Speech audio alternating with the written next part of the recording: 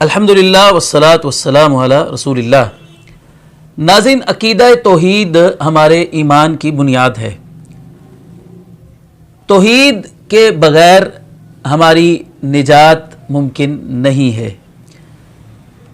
اس عقیدہ توحید کو سمجھنے کے لیے اس کی بنیاد اور اس کی جو چابی ہے عقیدہ توحید کی، وہ معرفت الہی ہے۔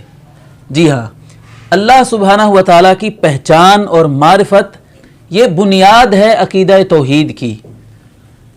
اللہ سبحانہ و تعالیٰ نے اپنی کتاب قرآن مجید میں جا بجا اپنا تعارف کروایا ہے اپنے اسماء حسنہ کے ذریعے سے۔ آپ دیکھتے ہیں قرآن مجید میں کہ بہت ساری آیات کے آخر میں اللہ تعالیٰ اپنے اسماء حسنہ کو ذکر کرتا ہے، جس کا مقصد اللہ تعالیٰ کی معرفت اور لوگوں کو اللہ تعالیٰ کی پہچان کروانا ہے۔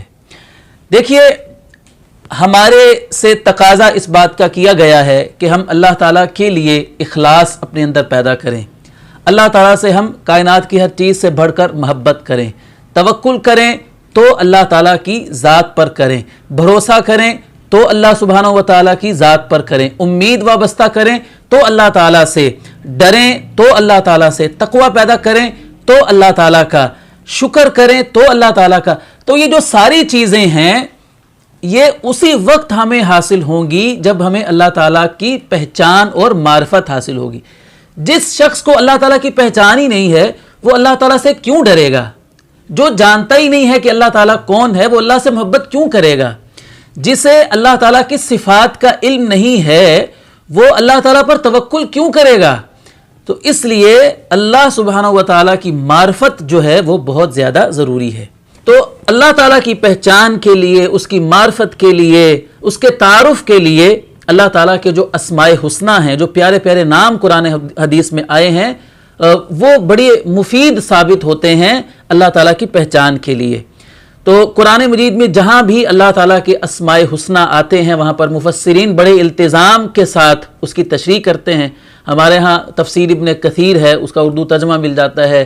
حافظ عبدالسلام بن محمد بھٹوی حفظہ اللہ، ان کی تفسیر ہے اردو میں۔ جہاں بھی اللہ تعالیٰ کے اسماء حسنہ قرآن مجید میں آتے ہیں ان کی بڑی خوبصورت انداز میں تشریح کرتے ہیں۔ مولانا عبدالرحمن کیلانی رحمۃ اللہ علیہ کی تفسیر ہے، تفسیر تیسیر القرآن۔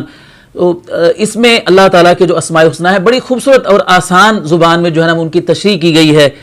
جیسے جیسے انسان اللہ تعالیٰ کے ناموں کی تشریح کو پڑھتا جاتا ہے اس کا ایمان بڑھتا جاتا ہے، اس کا عقیدہ توحید جو ہے وہ مضبوط ہوتا جاتا ہے، جیسے جیسے اس کو معرفت الہی حاصل ہوتی جاتی ہے۔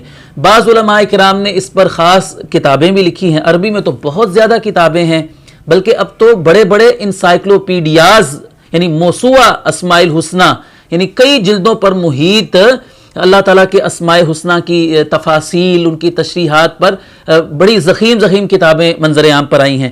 اردو زبان میں اس حوالے سے میں 2 کتابوں کی نشاندہی کر دیتا ہوں اور میں نیچے کمنٹس میں ان کے PDF لنک بھی بھیج دوں گا۔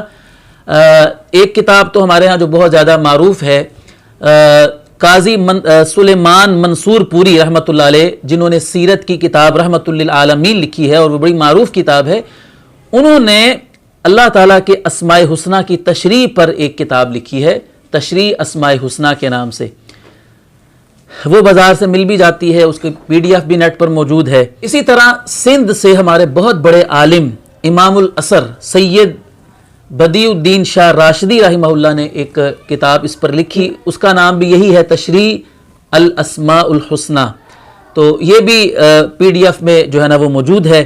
مستند کتابوں کا آپ مطالعہ کیجئے اور اپنا معمول بنائیے، اور آپ دیکھیں گے کہ جیسے جیسے آپ اللہ تعالیٰ کے ناموں کی تفصیل جانتے ہیں، اللہ تعالیٰ کا تعارف آپ کو حاصل ہوتا ہے، آپ کے ایمان میں آپ کو اضافہ ہوتا ہوا نظر انشاءاللہ آئے گا۔